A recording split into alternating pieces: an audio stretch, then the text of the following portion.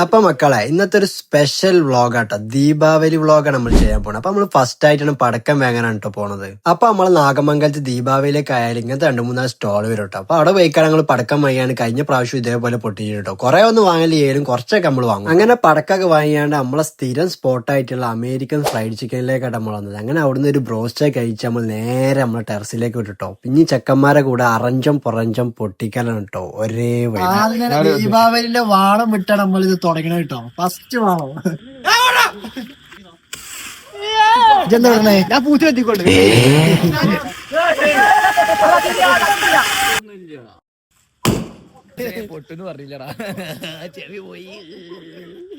ഇതൊരു സ്പെഷ്യൽ സാധനമാണ്.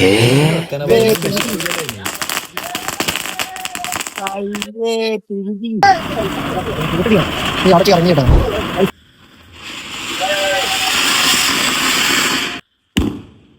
ബേക്കിൽ